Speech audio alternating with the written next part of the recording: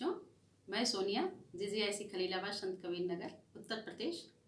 बच्चों, intermediate home science में अभी आपका पहला लेसन चल रहा है जो है आपका कि आहार में दूध के पौष्टिक मूल्य, जिसमें मैंने अपने पिछले वीडियो में आपको बताया कि दूध को संतुलित आहार क्यों कहा जाता है और दूध का महत्व क्या है। उसी क्रम में हम आगे बढ़ते हुए अब हम आपको बताएंगे कि दूध में कौन कौन से पोषक तत्व पाए जाते हैं। तो मैंने आपको बताया था कि दूध को संतुलित आहार कहा जाता है क्योंकि इसमें सभी प्रकार के विटामिन, प्रोटीन, खनिज लवण, वसा, कैल्शियम ये सब प्रचुर मात्रा में होता है और इसीलिए जो है इसको संतुलित आहार कहा जाता है। लेकिन बच्चों, अलग अलग प्राणियों के दूध में पोषक तत्वों की मात्रा भी जो है वो भिन्न भिन्न होती है और हम जो है अपने आहार में ज़्यादातर जो है भैंस का दूध इस्तेमाल करते हैं।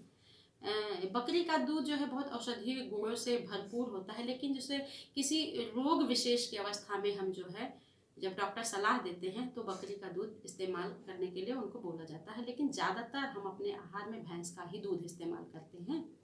और ये भैंस के दूध में चूँकि जो है वसा की मात्रा बहुत ज़्यादा होती है और वसा हमारे शरीर के लिए उपयोगी होता है और भैंस का दूध काफ़ी पौष्टिक और जो है गरिष्ठ होता है। और यह जो है जैसे जो शारीरिक श्रम करते हैं उनके लिए भी, जो मानसिक श्रम करते हैं उनके लिए भी यह दूध बहुत उपयोगी होता है। अब हम आपको बताते हैं कि दूध में पोषक तत्व कौन कौन से पाए जाते हैं। तो जल, अब जानते हैं जल की मात्रा दूध में सबसे अधिक होती है और जल जो है ये हमारा दूध में 88 से लगभग 90% तक होता है। और जल में पोषक तत्व घुलनशील अवस्था में तथा वसा कोलाइडल अवस्था में पाई जाती है। दूध में जो है उच्च क्वालिटी का केसिन और लैक्टो एल्बुमिन प्रोटीन पाया जाता है जो जो है हल्का होता है, सुपाच्य होता है और यह सभी शारीरिक तथा मानसिक वर्ग के व्यक्तियों के लिए उपयोगी होता है। मैंने आपको पहले भी बता दिया है कि दूध कोई ज़रूरी नहीं है कि नवजात शिशु के लिए है, ये तो हर वर्ग के व्यक्तियों के लिए उपयोगी होता है। और ये जो दूध का प्रोटीन होता है ये जब अनाज के प्रोटीन से मिलता है तो उसके जैविक मूल्यों की मात्रा में और बढ़ोतरी कर देता है। और जो है बच्चों, 100 ग्राम दूध में लगभग जो है 2.5 से 3.5 ग्राम तक प्रोटीन पाई जाती है और दूध की कैसीन प्रोटीन के कारण हमको पनीर प्राप्त होता है। अब जो है अब हम ये जानते हैं कि कार्बोहाइड्रेट क्या होता है और कितना पाया जाता है दूध में।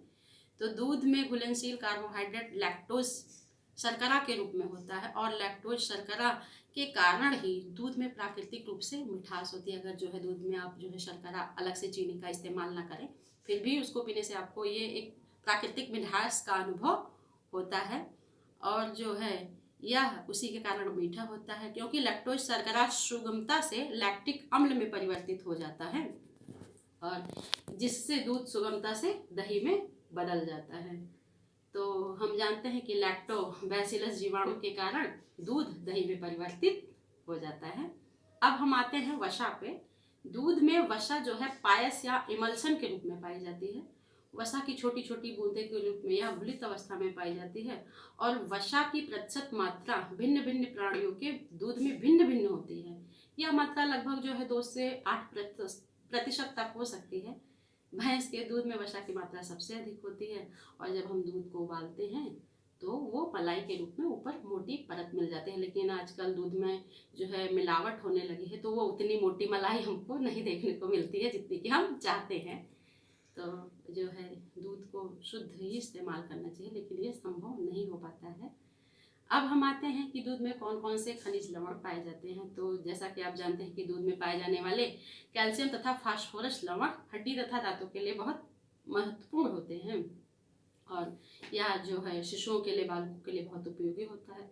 विशेष रूप से जो गर्भवती महिलाएं होती हैं या स्तनपान कराने वाली महिलाएं होती हैं उनको तो बहुत ज़्यादा ये ज़रूरी होता है क्योंकि उनके शरीर में जो है उस समय अतिरिक्त पोषण की आवश्यकता होती है और जो है दूध में प्रचुर मात्रा में कैल्शियम, फास्फोरस, पोटेशियम, मैग्नीशियम आदि जो है उचित मात्रा में उपलब्ध रहता है। दूध में फ्लेविन रंगाकार पाए जाते हैं बच्चों, ये आपके बोर्ड एग्जाम में भी आ सकता है तो इसको आप ध्यान दीजिएगा। अगला है कि दूध में कौन कौन से विटामिन पाए जाते हैं। तो दूध को जो है हम सर्वोत्तम रक्षक के रूप में मान सकते हैं और दूध में विटामिन ए और बी प्रचुर मात्रा में पाया जाता है। सी और डी कुछ कम होता है, ये मैंने आपको बताया है। विटामिन ए की कमी से रतौंधी रोग होता है और बी की कमी से बेरी होने पे ना ओंठ के जो किनारे होते हैं ना, कभी कभी हमको ऐसा महसूस होता है कि हमारे ओंठ फटने लगते हैं।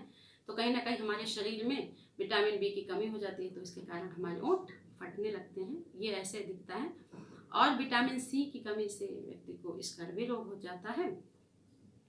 दूध को उबालने से विटामिन सी और विटामिन डी जो है कुछ नष्ट हो जाता है, कुछ प्रतिशत तक नष्ट हो जाता है, और यह अस्थियों तथा दांतों के लिए जो है आवश्यक होता है। विटामिन डी की कमी से हमको जो है रिकेट्स नामक रोग हो जाता है, और जो है इस स्थिति में विटामिन जो है डी की जब हमको कमी हो जाती है, तो ऐसी अवस्था में जो है हमको जो है संतरे का रस जो है ज़रूर लेना चाहिए, जिसमें जो है आवश्यक विटामिन डी और सी प्रचुर मात्रा में मिल जाएगा।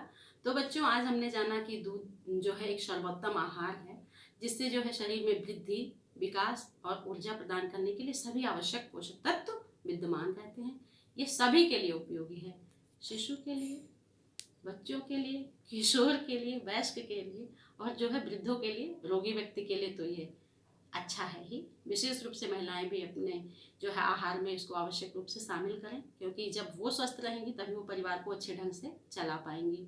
उनका स्वस्थ रहना बहुत ज़रूरी है।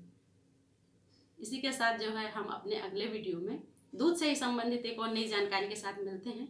तब तक के लिए आप सभी को नमस्कार, धन्यवाद।